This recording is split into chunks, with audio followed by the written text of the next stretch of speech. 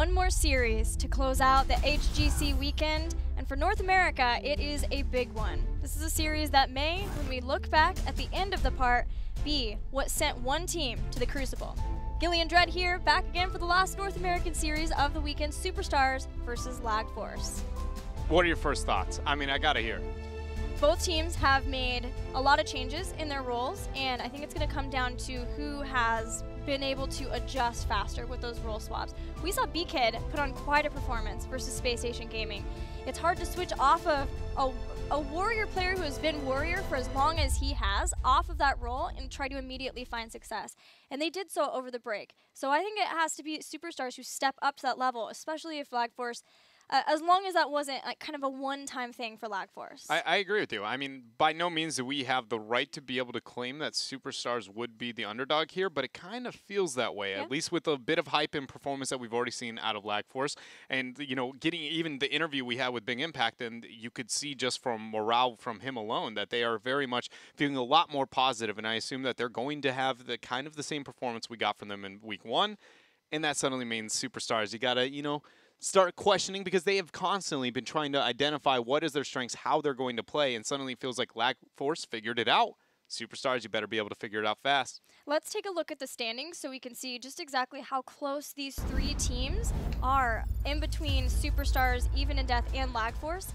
Lag Force got a titanic victory over Space Station Gaming on Friday, and Even in Death not being able to defeat Space Station in the same capacity in our last series already bodes well for Lag Force to try to make that switch of Superstars in happen and potentially make sure that Lag Force can stay ahead of Even in Death in the standings. Two of those three teams are almost certain to be in the Crucible because when you look at the rest, everyone is 5 wins or above. And we still have 4 more weeks to look at before we find out who is in the Crucible. But because Even in Death was in the Crucible on the other side of it, trying to take Space Station Gaming spot, and Lag Force has already been there, done that once. They do not want to be back in that same spot, but neither does Superstars. So all of these teams are going to be fighting just as hard as they possibly can to make sure that they can avoid that. It's pretty crazy to think about that, you know, when you look at those standings and how close that these are going to be and knowing what we've seen, what the trends of the bottom teams at this point in time and how very important these type of matches are, it puts a lot on the shoulders. And again, when you look at the standings, you're like, maybe not going to be that high impact, but it very much is going to be the thing that separates these teams. I feel like Lag Force has got to be very thankful that they gained that momentum off of the first series, having a performance, and rather than going up against Superstars, getting an upset against Space Station Gaming.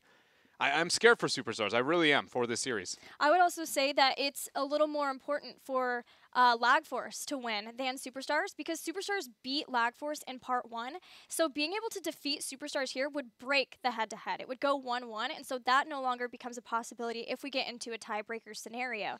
If it's a 2-0 where Superstars have been able to beat Lag Force twice, that spells a little bit harder for Lag Force to be able to make it out of those bottom 2 spots. But you've heard from us about this match. Let's hear from the players of Superstars and Lag Force. I like Superstars. I like that they picked up Erho because I feel like that was a pretty good fit for them.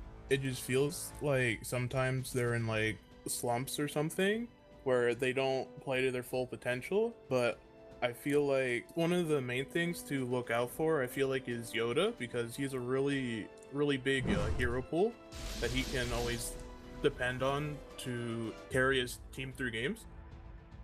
Since the first part of the HGC, we're really looking to make a change and stay away from that Crucible spot. The biggest way we've improved as a team is our attitudes. We've been putting in a lot more time as a team together, trying to unite as a team. So with all the role changes, Yoda's really coming into his role as a shot caller and drafter, and he's a lot more confident in the position, and we as a team are playing around it a lot more.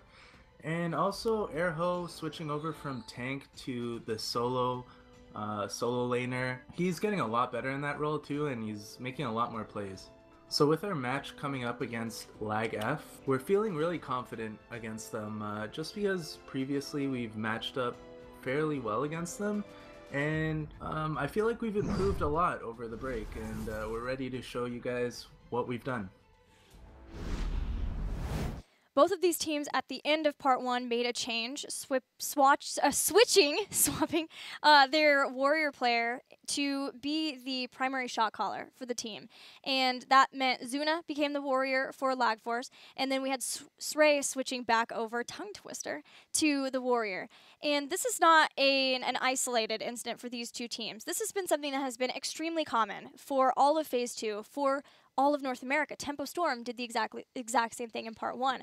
So my question to you, Dread, is why is it that we see so many teams trying to put their primary shot caller on the warrior for people at home who may not understand what benefit it gives you to have your primary warrior as the shot caller? I think the biggest thing would be a shot caller in general. Their general role is have a bigger step back view, right? A more macro, overall, arcing type thought process on what you want to make happen into a game. And so to be able to convey the intricacies of that thought process and the overall goals and direction, everybody needs to be on the same page. But for the small things that typically, that player wants to make them happen immediately whenever they show up, and that usually is getting an initiation, and that means that the warrior is going to be the one who can't second guess, because if you do second guess, the kill opportunity falls, or at least the advantage you would have had goes away.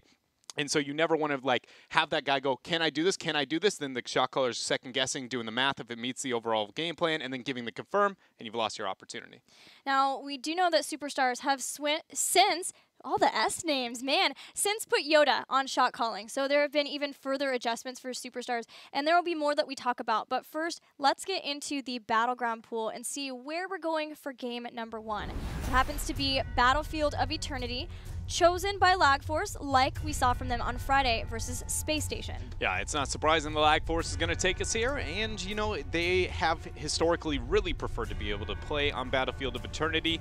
Gives them quite a big upper hand. Beyond all the momentum they have going for them and all the things we have put to the side, Superstars looks at their best when a map is forgiving, and turns out Battlefield of Eternity is probably one of the least forgiving that we have. So all of my, who gains the small advantages you can get through map choice and everything, very much in favor of Lag F. Another thing that needs to be considered for this series is that Superstars are playing with a sub. They'll be playing with Daihu. Is Daihu going to be the primary warrior for the team? He will be the primary warrior. So talk to me a little bit about Daihu's role in the North American scene. I mean, he's actually been around for a very long time. I want to say almost since the formation of the competitive scene, though. He might be a name many of you at home kind of don't hear. I want to say Vox Nihili and also Goon Squad are the two old teams that you may remember hearing him out. Mainly, I would say the Burbank standout performance from Vox Nihili. He was on that roster as the main warrior, and that would be where you have heard of him the most. In the end of the day, he's played with a couple of the members from Superstars in the past, so it's no surprise that he was, in fact, the sub that they had chosen. Yeah, with Hosty on Vox Nihili, and at Burbank is when they made a top 4 finish. The upset they had that people were not anticipating, who was that? It wasn't Gale Force, but it was somebody big. It was one of the big 3 at the time. Yeah. Either way, they got a win that no one expected out of them. They have been here, and I think beyond all else, what this means is, it's shown that much like the members of Even Death, they've been around a long time and clawing at their way at the top 8 of the North American scene. Daihu making a breakthrough here, other than, of course, the Vox Nihili performance. Standout ETC play is what I always remember of Daihu. He is a fantastic warrior, but his ETC seems to be on another level, and lucky for them, ETC has made his way back into the meta, rocking it out.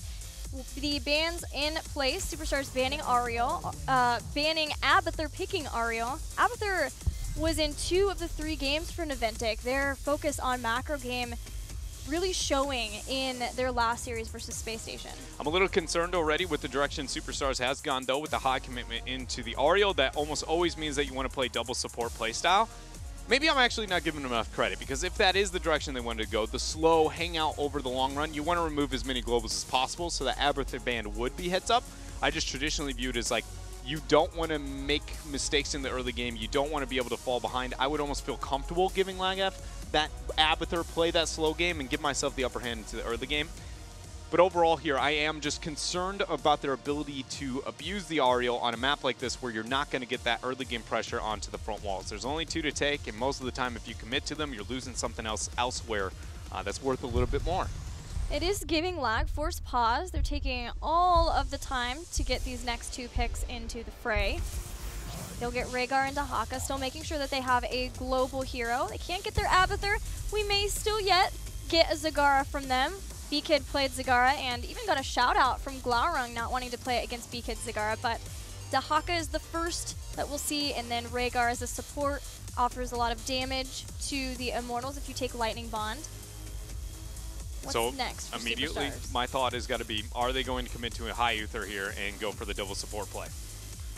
I feel like that's not very much Superstars playstyle, but they're playing with, you know, Daihu here, and they have been trying to make changes, and this is the only team we haven't seen anything out of already here for phase number 2, so still kind of yet to be surprised at what they want to go with. A high Valla there.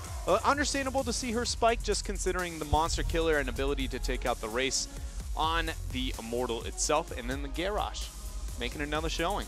Garrosh is back. No hard CC combo yet with that, unless Valla takes Rain of Vengeance or you have a good placement for a Detainment Strike to follow that up with. And to be honest, Garrosh has not worked for very many teams, none in the North American region. I'll take that back. Gale Force got a win with him yesterday, but otherwise it's been largely Roll20 who has been able to get consistent wins with the hero. And with Lag Force understanding that a double support was likely with this Valla hyper carry and the Ariel pick, not wanting to give Uther as the good follow-up for Garrosh 2, they're looking for an Uther ban. It's so scary every time we see anybody pick Garrosh other than Roll20, you know? I am still having a hard time gauging the power spike because with them, the impact's so very high, constantly getting pressure, and then every other team, it just seems to be so kind of like leaving something to be desired, I think is the best way to put it there. Superstars, in terms of their ban though, with a no primary warrior, the support's already prioritized, and Rhaegar doesn't traditionally thrive into double support. I mean, I'm not saying that he can't go that direction, but by no means should we assume Laglor F is desiring to go in that direction. They want to get towards a backliner or a main warrior, and they decide that that's going to be the Anuba rack. That does incentivize a Li Ming a little bit more on the side of Lag Force now, considering Battlefield's one of the best maps for Li Ming to make stuff happen. Also, Ariel struggles into hard AoE poke, which is very convenient that Li Ming does a little bit of both. Genji's still up and was a pick for Lag Force on Battlefield on Friday. I'm wondering if we get another support now for Superstars, what will it be? Brightwing for a poly follow-up after a toss? Maybe still the Stukov? I would like the Brightwing out of all of it so far. I think it depends on the rotation out of Lag Force here. I think the one thing I want to see from them is somebody else who's going to accent the Ancestral Healing other than the Dahaka. ETC and Greymane, both of those will be able to do so, but more than Greymane than anything else. A lot of melee, though, here for Lag Force, something that, you know, makes that Brightwing even that much more appealing if Superstars wanted to go.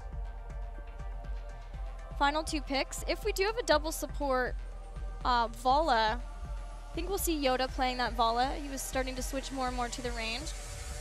Still need an Airho hero, which makes me immediately think it's going to be a secondary warrior, take some of the pressure off of Garrosh. No ETC, Dahaka, or a noob, but with all those melees, maybe Arthas is one. It would be an extremely effective pick if Superstars wanted to go into that. I really actually hope that that's the choice now. I was just trying to figure out what is the anti-melee that I wanted to see them go, and now they say it, I feel like that is very much it. It synergizes with the comp pretty well. It's good onto the map directly, but more importantly is stopping a lot of what Lag Force wants. Malthael is a reasonable response, and the Medivh is the choice here for Superstars. Not what you'd expect, but it is a bit of that double support still that teams like Team Freedom are willing to pick up with that Ariel Medivh. And more importantly, they've got that Malthael with that race potential coming out from him, abusing his passive onto that Immortal. What's the backliner Lag Force goes? Is it the Lunara? I'm going with it. I'm calling the Lunara. I'm actually not calling it. I just really hope that they go that direction. With that many melees, it helps into the race a little bit. The damage output into a Garrosh, though, we've talked about how big of a problem it can be to get the kill onto him. So maybe it's not worth it. Lunara, Li Ming, Falstad. Li Ming helps with the jump out at you? poke, but in the end, is going to struggle at getting any kills into this style of play, which is why I would like to avoid that now at all costs, which is why Lunara is the most consistent, good anti-melee, but doesn't stand out too hot considering the Garrosh, as we said. Ariel is also effective into long poke. They go with the 5-man Death Ball. That is going to be a Genji.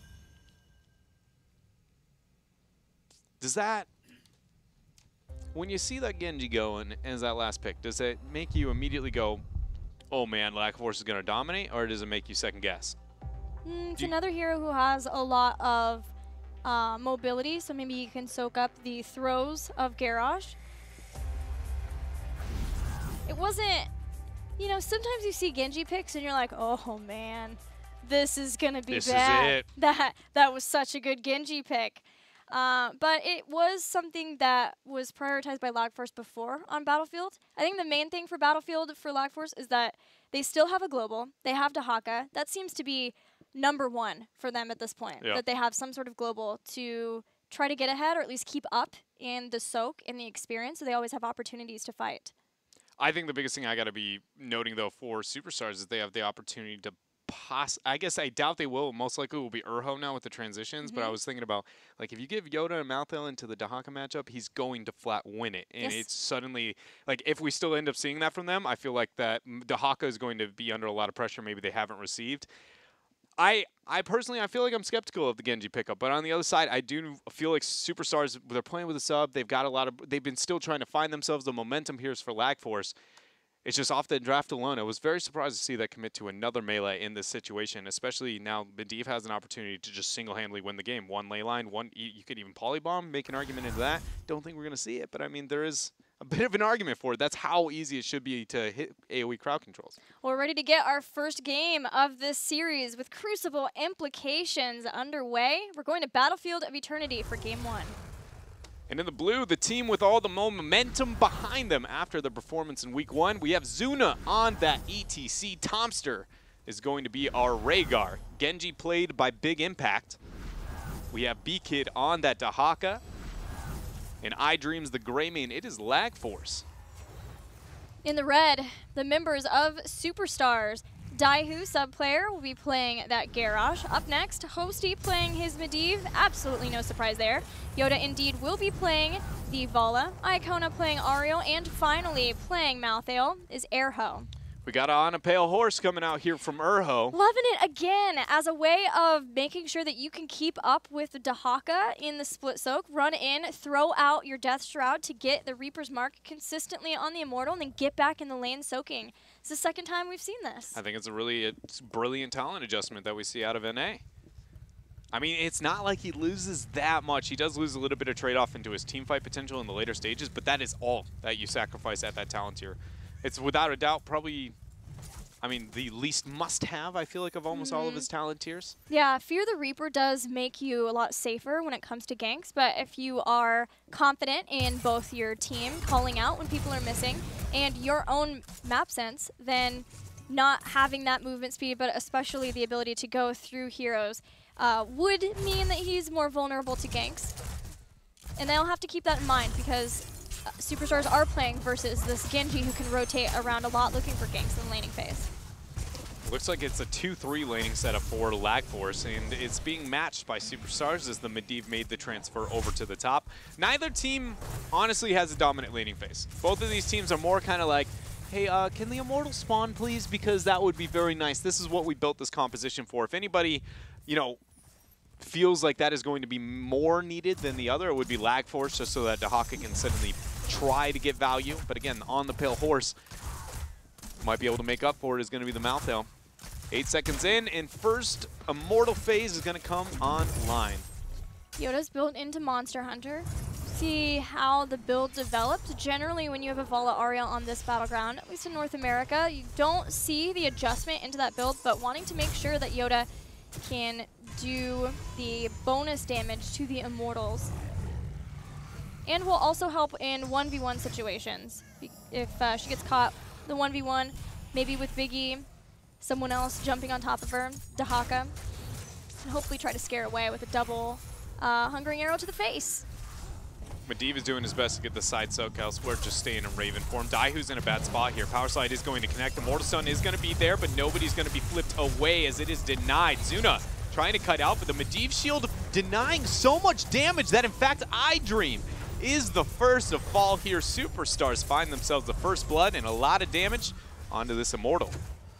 Continuing to protect their own as Malthael and Vala rotate up. Malthael getting the Reaper's Mark on it to start ticking away at Alarian's health bar. Daihu throws back, and with the detainment strike, all of the members of Superstars will get back and get in a setup position to damage in the defensive or offensive positions. But LagForce aren't willing to let this go just yet. I really love what they're doing right now with Hosey in that Medivh. He's doing a good job of constantly scouting the Dahaka and where it's going to be matched into the Malthael. Zuna kind of moving up here to zone out Daihu. Daihu's sitting very, very low in HP and got one heal from Iacona. They're now going to start the race. Greyman's doing his best to make this a 1 versus 4. Portal's laid down, but nobody taking it yet. Airho showing up. This will be the end of the first Immortal phase, with Superstars claiming about a 3rd health shielded Immortal. Going to get in for the globes and get set up for the push. Malthael goes to the bottom. Medivh's going to join him, so not as strong as a potential push. Scratch that. Medivh's heading up, so consider a portal maybe, but with this being such a low shielded Immortal, as well as an early Immortal, probably not going to do too much diving under the fort. I would really help out with the damage. I would really like the portal into a Daihu flip portal out. I think that would be a really cool kind of way to make a best of both worlds, right? You only need Daihu to be the one in the risky situation, but at the end of the day, the front wall is already down. It's not going to come online here. Zuna does get the interrupt there onto the attempt. The Ground Breaker, focus onto the keep. There's the throw. Hits Zuna. Well, as a power slide through. Going to get stunned by the Immortal, but in a place where he is in a safe position and not under fire from Superstars. LagForce will defend their fort. Just a little bit of health left on it. Next Immortal phase is going to be, wait a minute here, good detainment strike from Iacona, actually interrupting the power slide opportunity there for Zuna. That would have been one dead Yoda. So supporting in more ways than just healing is going to be Iacona here. But I did want to note that I feel like this next Immortal phase is going to be very, very crucial for Superstars to play effectively. Mainly now that the Master's Touch online, we got to be keeping track of how Hosey is really going to be able to get that poke out, because their comp does struggle in damage. Brilliant invade here from the members of LagForce. Thankfully, though, there was a portal. LagForce is going to bring B-Kid back in. He burrows and stays safe, not getting thrown into the fort, really, of Superstars. But Superstars still claim the Khazra camp and are going to attempt to push along with that to bring down that fort.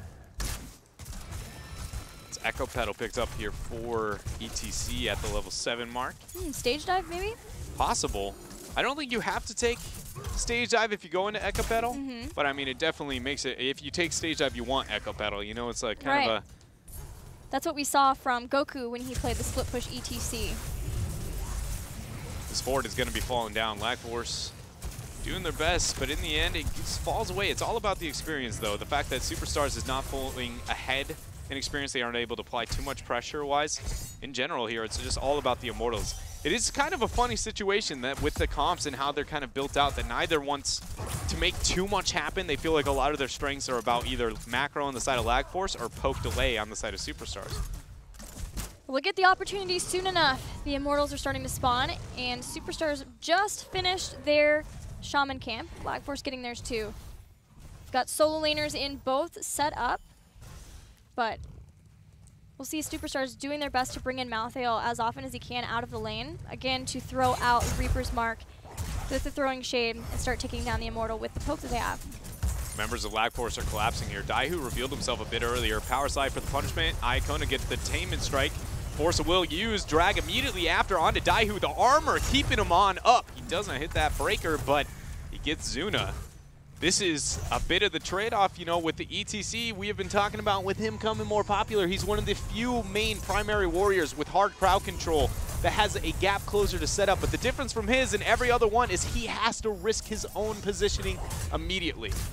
And the problem with that is if they're relying on being able to use Ancestral Healing to keep him in the fight, that might be to their detriment. Superstars has Touch of Death now with Malthael, and Airho's been doing a great job of sticking on Zuna at all times, making sure that that mark's applied so that when that Ancestral Healing comes in, he can make sure to hit that and have the healing of Ancestral Healing and make it a lot easier for once Zuna tries to go in for a mosh pit. Potentially, we don't know for sure, but if that is the idea, won't be able to do so with a full health bar regardless, and the team can then burst him down really fast.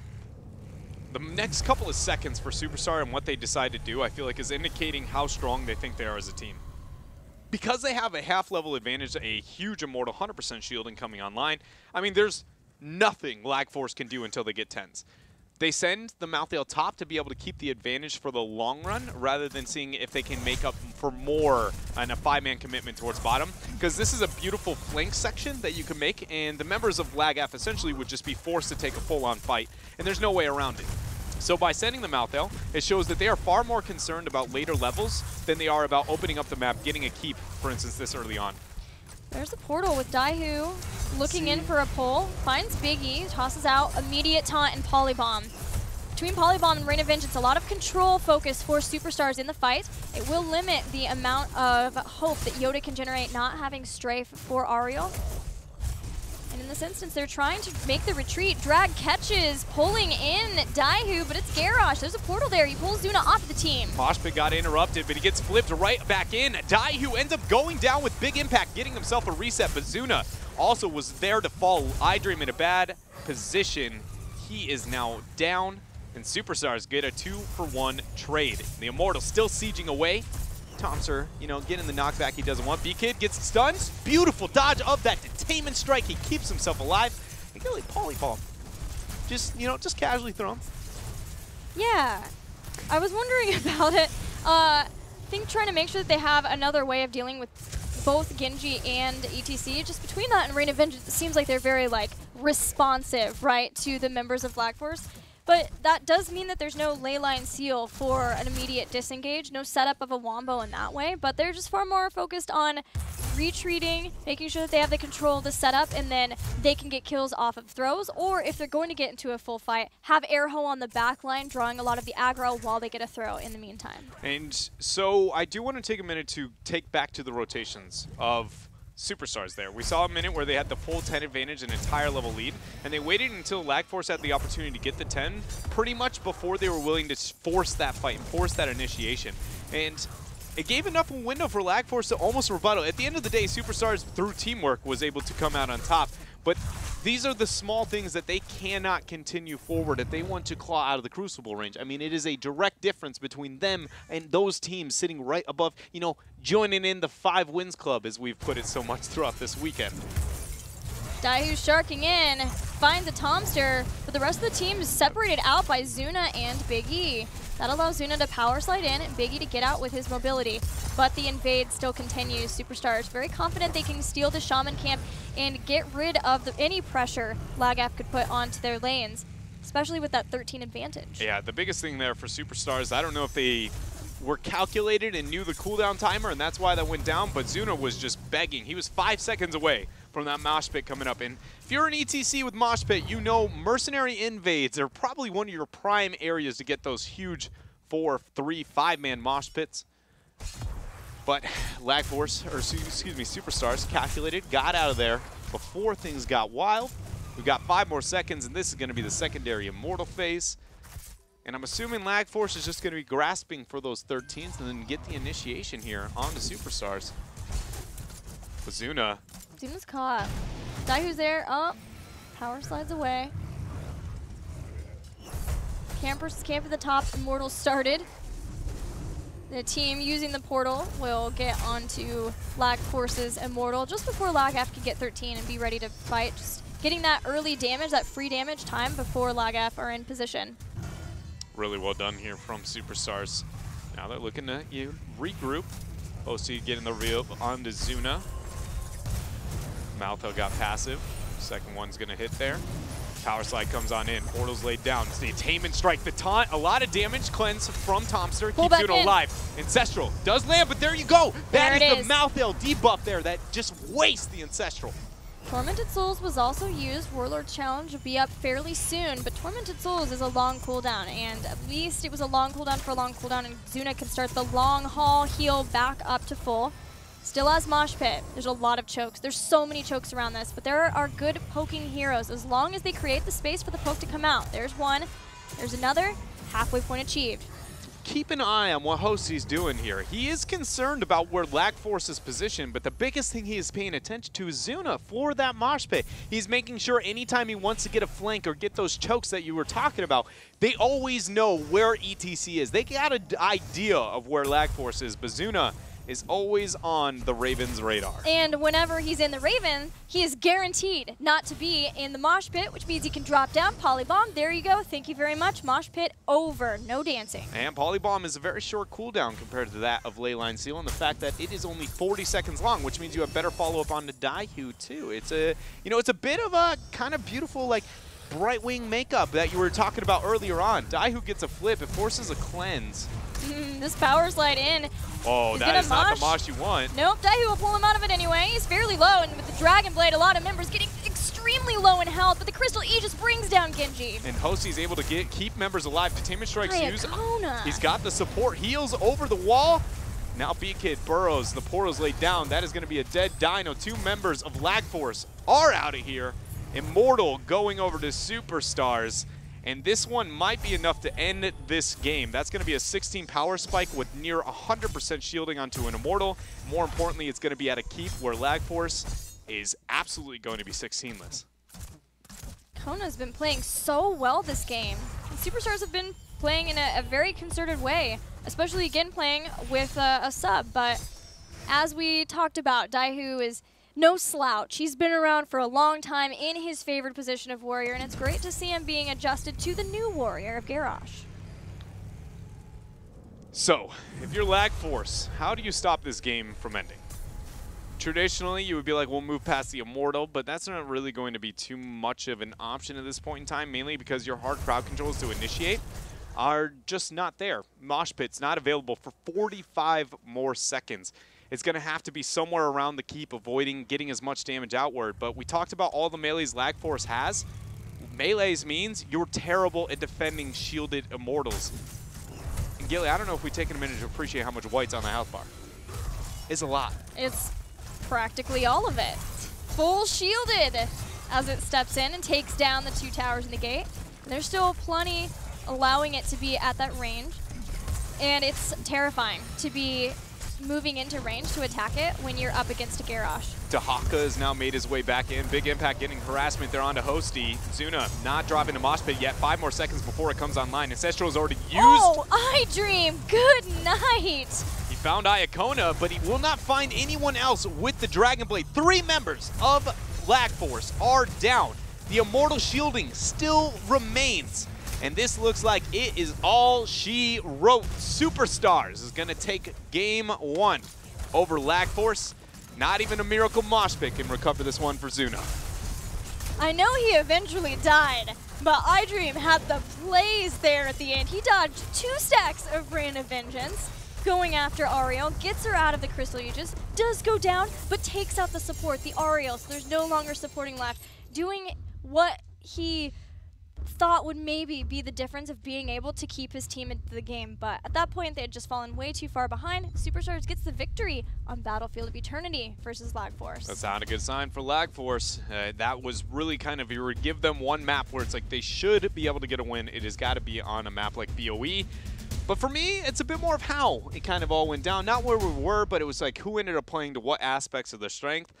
I'm a little bit scared now for on the other side. You know, I was like, the momentum, that might be enough to be amazing, but I feel like this game was enough for me to go, it's not quite there. At the draft, I feel like the Genji was still maybe not optimal for the situation, but it didn't need to be as lopsided as that game often was. Are you saying that Superstars hit the emergency brake on the Lag Force hype train? They might be, yeah. It's too bad. It's too bad. We'll have to see if they can maybe bring it back at least, but it doesn't bode well, like you said, because it is Battlefield of Eternity. It's Lag Force's favorite battleground. I have to wonder, though, now that Yoda's shot calling for Superstars, if... Okay, bear with me, right? All right. We saw an adjustment of favored battlegrounds when we went from Airho to Srey shot calling. We Yes. brought back some of the favorites of Srey when they switched by the end of Part 1. Things like Towers of Doom came back where it wasn't a favorite of theirs throughout all of Part 1.